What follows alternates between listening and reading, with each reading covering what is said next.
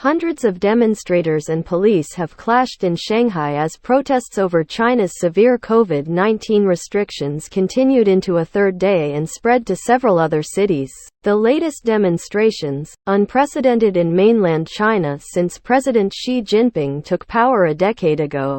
It began after 10 people were killed in a fire in Urumqi, the capital of the far western region of Xinjiang, that many of the protesters blame on protracted COVID-19 lockdowns. The deaths have become a lightning rod for frustrations over Beijing's dogged commitment to zero COVID and its combination of strict lockdowns, mass testing, and tracking that continues to impede people's lives 3 years after the first cases of the then unknown virus were detected in the central city of Wuhan.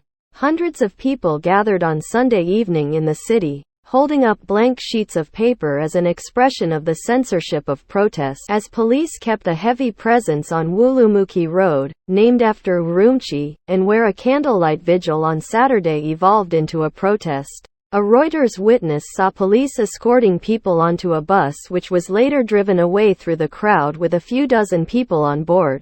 An accredited BBC reporter covering the protests was assaulted and detained for several hours, the United Kingdom's public broadcaster said. Protesters also took to the streets of Wuhan and Chengdu on Sunday, while students on numerous university campuses around China gathered to demonstrate over the weekend.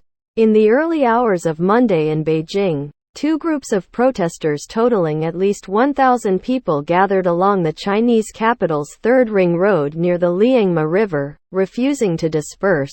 Thursday's fire in Urumqi was followed by crowds there taking to the city's street on Friday evening, chanting, "End the lockdown," and pumping their fists in the air, according to unverified videos on social media. On Sunday, a large crowd gathered in the southwestern metropolis of Chengdu, according to videos on social media.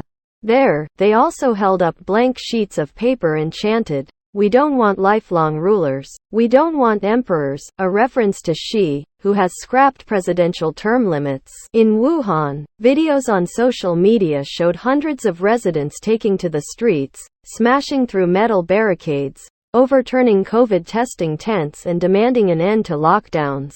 China has stuck with Xi's zero COVID policy even as much of the world has lifted most pandemic-related restrictions.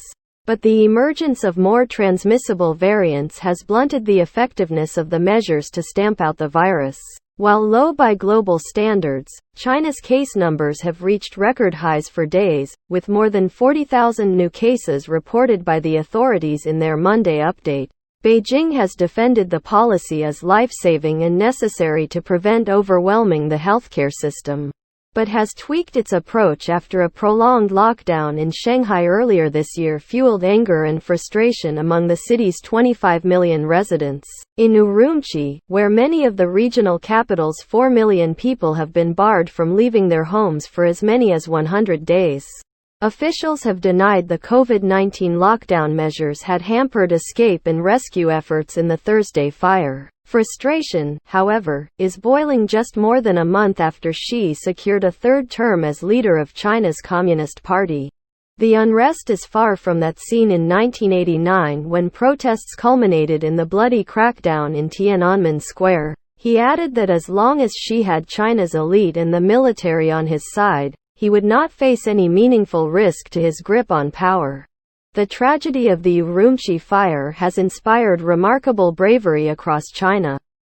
Unfortunately, China's playbook is all too predictable. Censorship and surveillance will continue, and we will most likely see police use of force and mass arrests of protesters in the coming hours and days. Long prison sentences against peaceful protesters are also to be expected.